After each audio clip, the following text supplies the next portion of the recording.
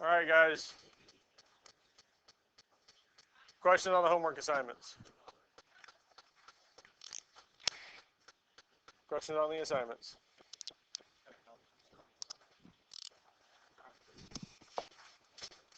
All right, guys.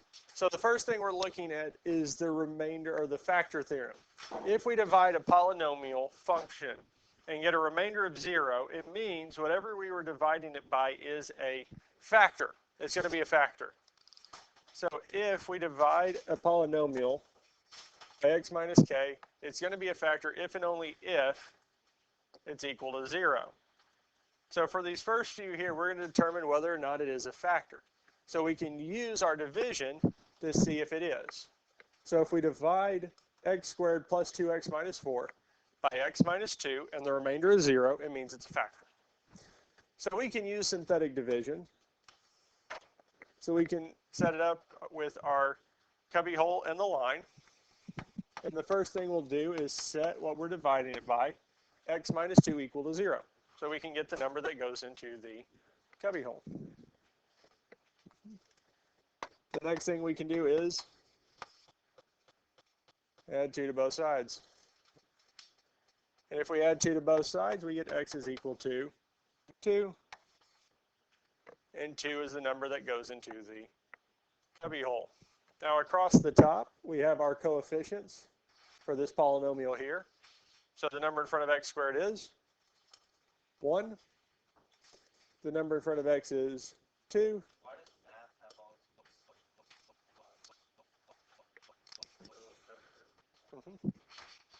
It's a way to solve this here.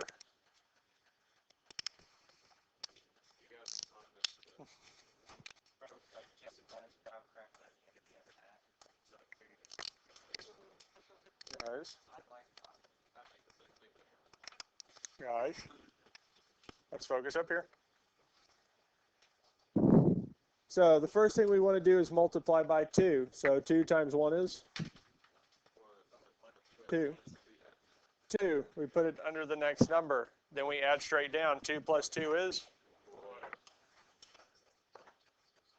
Guys. Then we do 2 times 4, which is? Add straight down. Negative 4 plus 8 is?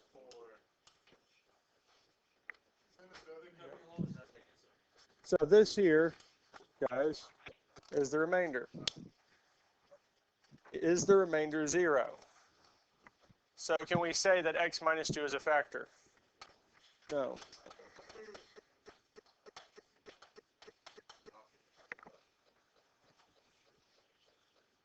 Guys, let's focus up here.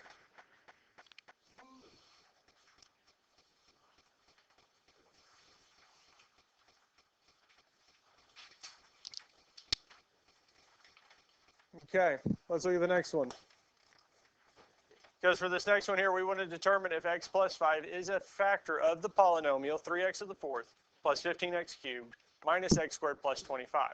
Because if it is, when we use synthetic division or long division, we should get a remainder of 0. Because if the remainder is 0, then it is a factor. Now the first thing we can find is the number that goes into the cubby hole here. So we can set x plus 5 equal to 0.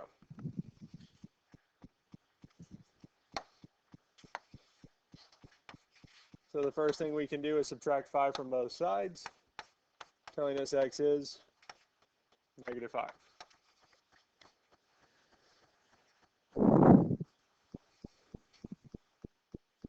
Now the numbers that go across the top are going to be our coefficients of our polynomial. So the first one, 3x to the fourth, is going to be 3. Our number for x to the third is 15. Our number for x squared is negative 1. Our next number would be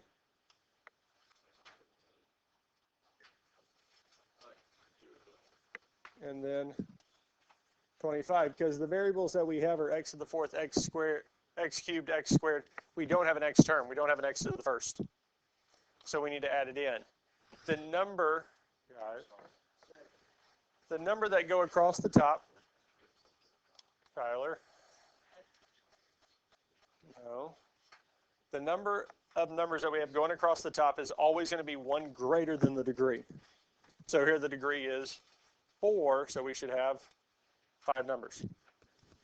Because we have 3, 15, -1, 0, and 25. It's always going to be 1 greater than the degree. Our first step in using synthetic division is to bring down the 3. Now we multiply. -5 times 3 is -15. Then we add straight down. -15 plus 15 is indeed 0. -5 times 0 is -1 plus 0 is -1. -5 times -1 is, add straight down, 5. And lastly, -5 times 5 is -25. So yes, this is a factor because the remainder is 0.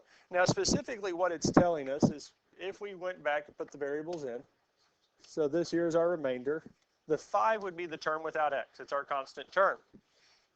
The -1 would be the term with x, 0 is the term with x squared, and 3 is the term with x cubed. So here we have 3x cubed minus x plus 5. Now if we multiply that by our x plus 5, which we determined is a factor, these two here multiplied together will get us back to 3x to the 4th plus 15x cubed minus x squared plus 25. Because they are factors. Now if we did this in a different means, if we said 4 divided by, or if we did 28 divided by 4, well, this would be 7, because 7 times 4 is 28, yes? So that's our solution. We know it's a factor. 7's a factor of 28 because the remainder is.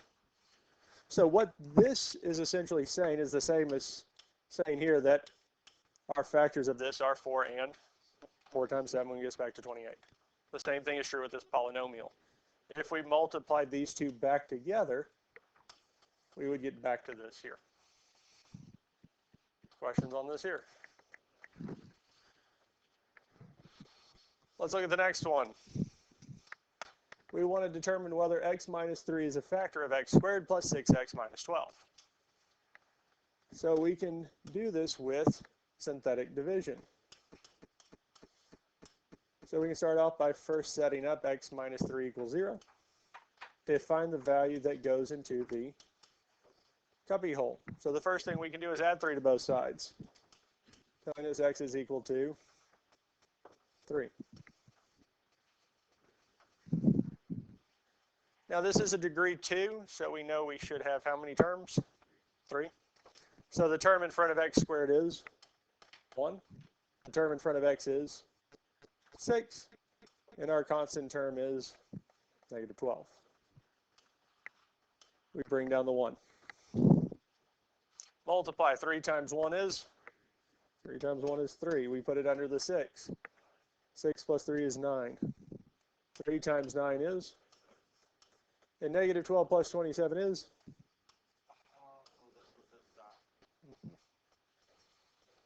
You know, is this a factor?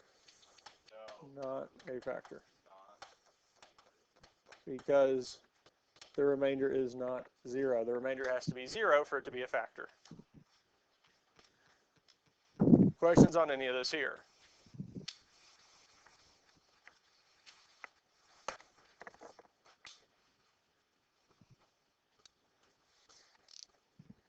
Do we need to see another example of one of these? Yes.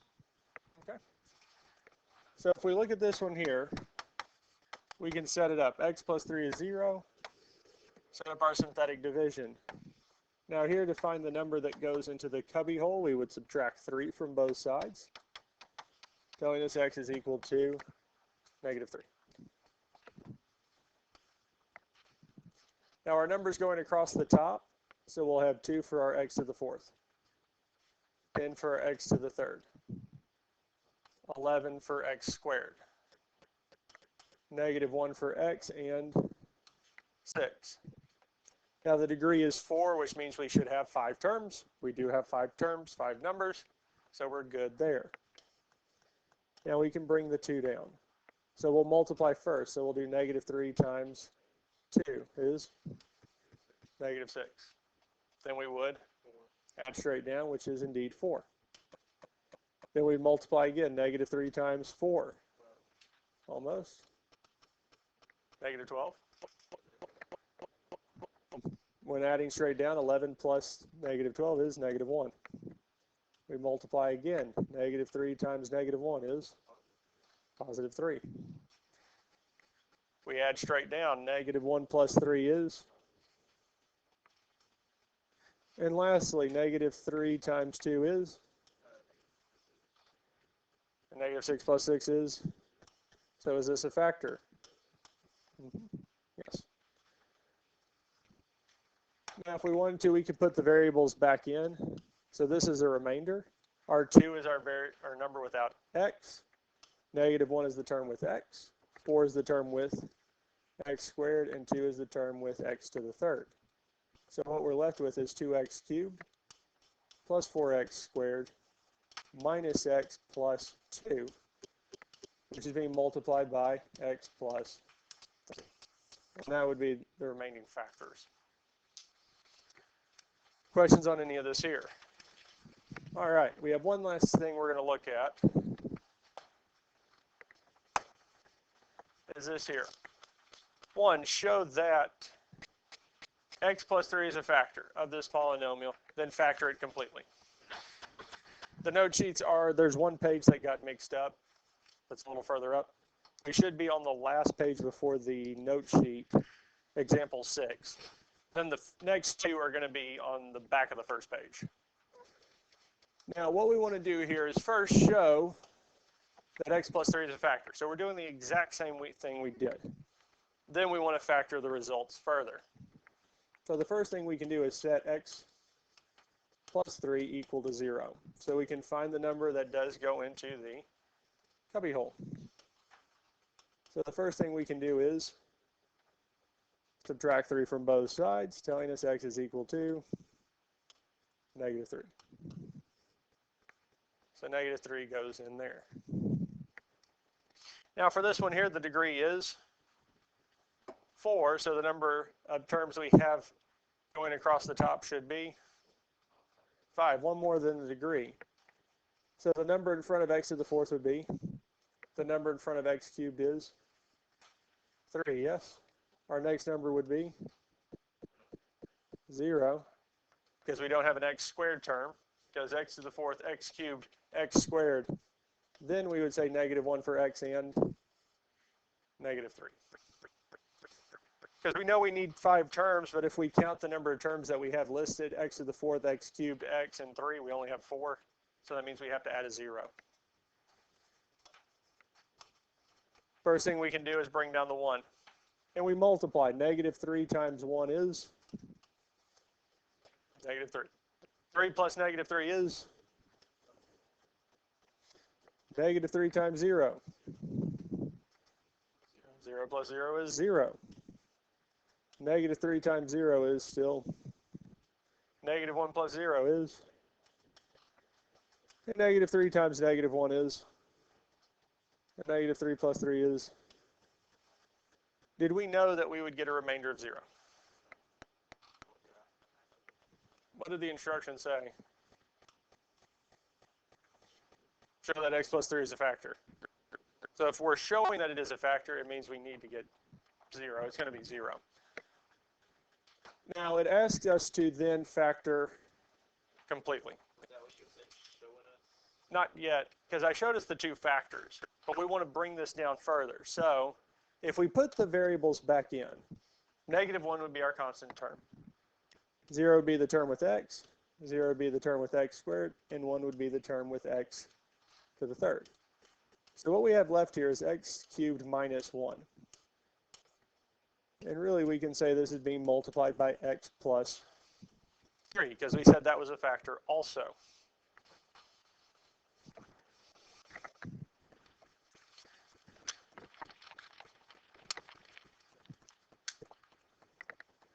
Now out of these 2 here, x plus 3 is as simple as it gets, because the degree is 1.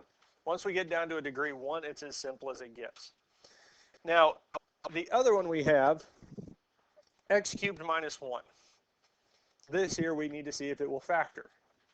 Well, we did have a method yesterday solving or factoring the difference or sum of perfect cubes.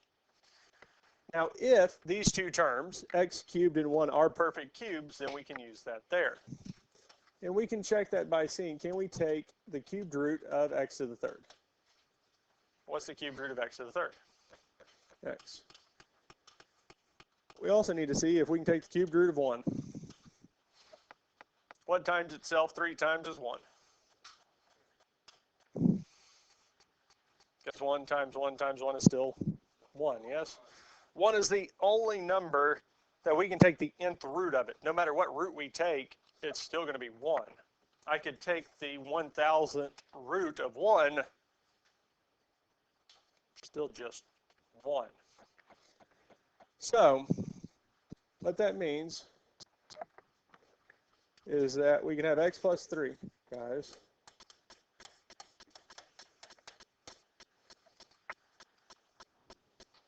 We have this here.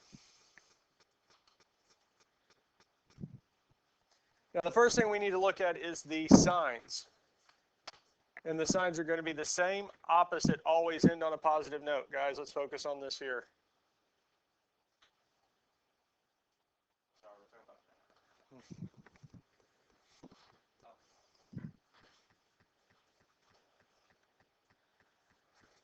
So, same, opposite, always end on a positive note. So we're talking about the difference, so our first sign would be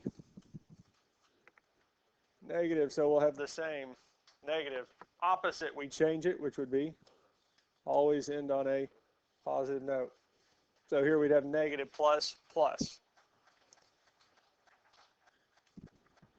Now in the first one, our other two spaces are A and B. Well, A in this case is X, and B is 1. Because we found those from taking the cubed root of x to the third gave us the first values, and the cubed root of 1 gave us the second value. In the bigger parentheses, we'll have that first term, so x squared. Then we'll have it to the first. And the last one is really having it to the 0 power, which would just simplify to 1, which we won't have to write back in. For our b terms, well, we don't have 1 with our x squared. The middle one would have 1 to the first, and the last one would have 1 squared. Now we do need to simplify this a little bit. The first one, x plus 3, is going to stay the same. Our next one is just going to be x minus 1. And our last one, the bigger set of parentheses, are quadratic. Well, x squared is just going to be x squared plus x times 1 is just x, and 1 squared is 1. Questions on any of this here so far?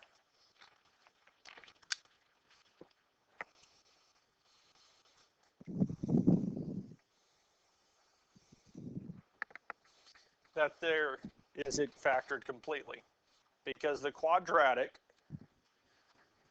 term that comes out of a sum or difference of perfect cubes will never be factorable. It'll never be factorable. And really, for it to be factorable means really it has to cross the x-axis. For it to be factorable, it has to cross the x-axis. And we could graph it. Y equals x squared plus x plus 1. Doesn't cross the x-axis. No matter what we do with the sum or difference of perfect cubes, that quadratic term is never going to cross the x-axis. It will not have real solutions. Questions on any of this here?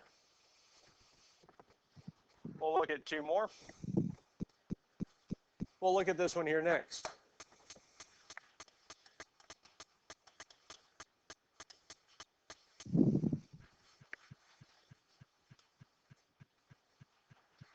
So first, we want to show that x minus 2 is a factor of this polynomial, and then we want to factor it completely. So the first thing we can do here is add 2 to both sides, which tells us x is equal to 2. Now across the top, well, Our degree is 4, so we should have 5 terms. But how many terms do we have in the polynomial? 4, so that means we're going to have to add a 0 somewhere. So we start off with x to the 4th, which would be our 1. X to the 3rd is -2. Our x squared, we don't have one, so it is 0. Our x term is going to be 1, and our last term is -2. And we bring down the 1.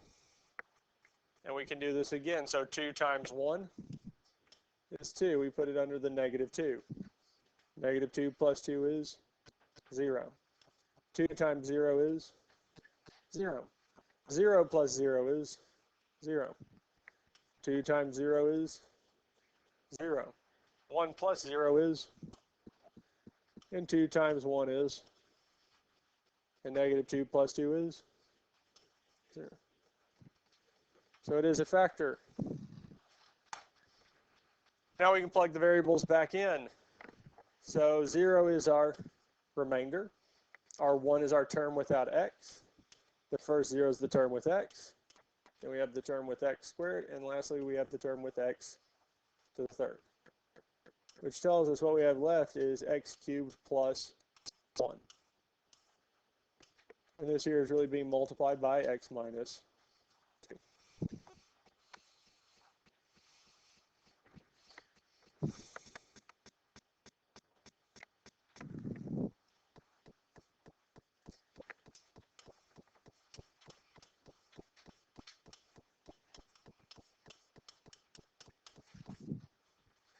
X cubed plus 1. Is this a sum or difference of perfect cubes? Well, yes, because we already know that we can take the cubed root of x to the 3rd, which is x, and we can take the cubed root of 1, which is 1. Now, the first thing we can do is across the top is, well, we can find our signs. So the signs are going to be the same, opposite, always end on a positive note. So since our original one was plus, the same would be plus. Opposite would be minus, always end on a positive note. So here it's plus, minus, plus. Now we can plug in the values of a. Our first term is going to be x. Inside the bigger parentheses, we would have the first term squared, so x squared. The middle one will have the first term to the first, so x to the first. And in the last spot, it would be x to the 0, or that first term to the 0 power, which we don't have to write. Now we plug in the second terms. So in the first set of parentheses, it's just going to be 1. We don't have anything next to the x squared. The middle one would be 1 to the first. And lastly, it's going to be 1 squared. And when we simplify this here, we'll have x minus 2 times our x plus 1. Then in the last one we simplify it, we'll have x squared minus x plus 1.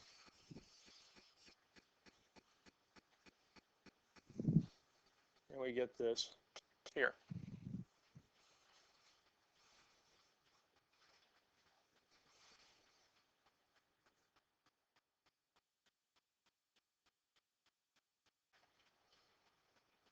Any questions on any of this here?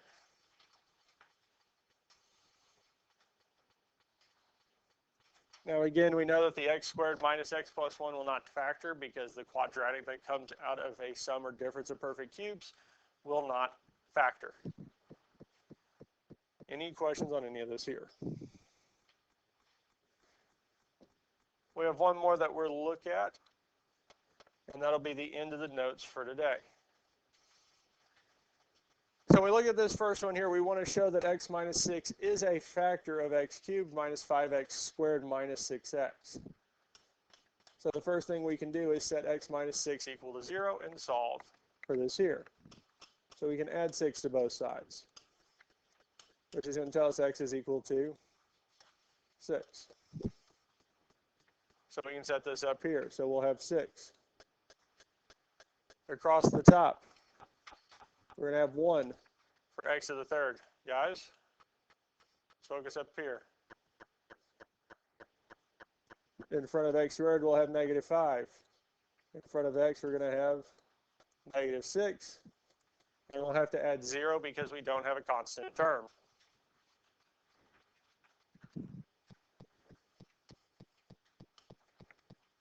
Our next part is going to be to bring down the 1. And we can go through this process here. So we'll say 6 times 1 is, negative 5 plus 6 is 1, positive 1. Then again, we'll do 6 times 1, which is 6. Negative 6 plus 6 is 0. 6 times 0 is, and 0 plus 0 is, because the last number is always going to be the remainder. Now the other 0 is going to be our term without x, our constant term. The number in front of it is x, and then the number in front of that is x squared. So what we're left with here is x squared plus x. Now we're going to need to factor this here. And we could put the parentheses around it and our x minus 6 being multiplied in front of it. But looking at these two terms here, is there a greatest common factor between x squared and x? X. So what we could do here is factor that x out. And if we factor an x out of x squared, we're left with plus.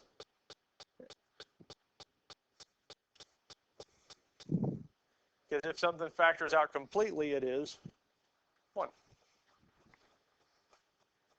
And we said the other factor was x minus 6.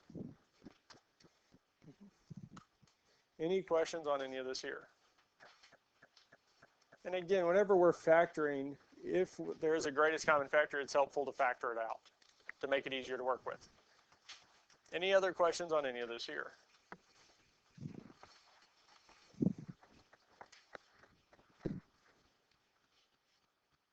And that is it.